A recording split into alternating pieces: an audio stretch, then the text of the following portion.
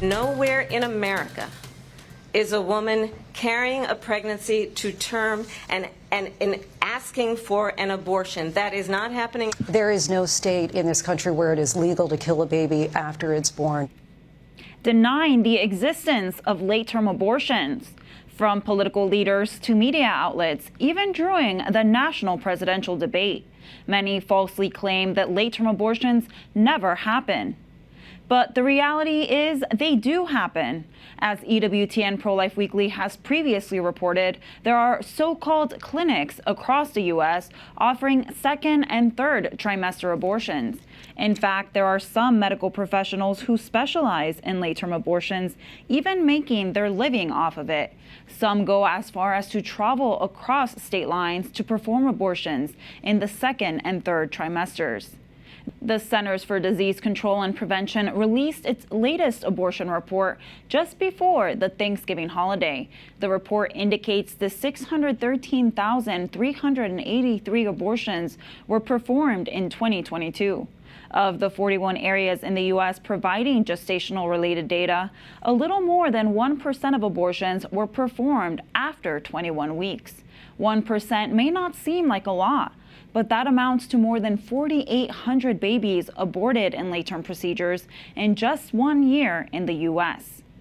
The challenges pro-lifers can face with the false claims that late-term abortions are non-existent are multifold. First is the data.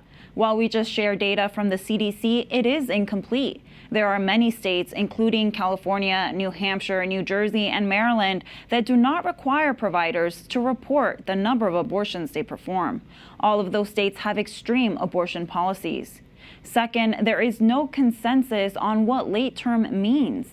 While the CDC defines it at 21 weeks gestation or older, some medical organizations only consider it to be in the third trimester, which is 28 weeks or later. The third, when media outlets actually admit to the reality of late-term abortions, they claim that it is rare. But as we just showed you in the CDC data, more than 4,800 lives being terminated is nothing akin to rare. Despite these challenges, there is no denying that late-term abortions happen. And if you don't want to look at the evidence of clinics offering the procedure, the CDC data, or the interviews with abortionists, you can listen to the stories of survivors, like Kim Marvin of the Abortion Survivors Network. She shared her story with us back in September. My story is one of a terrifying nightmare that I would have very frequently since I could remember as a little girl. And when I turned 15, this nightmare woke me up. And in great detail, I described it to my parents.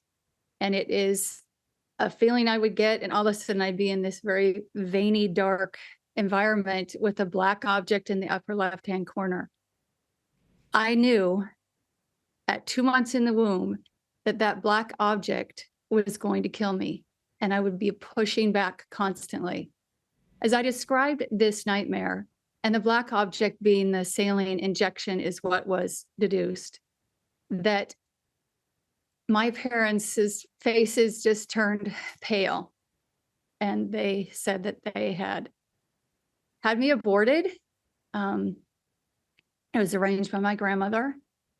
And miraculously, I didn't die, as so many did. This affected me in so many ways, but I want to share the most important thing, the power of forgiveness. My mother and my father said they were sorry, and I forgave them. And miraculously, I never had that terrifying nightmare ever again.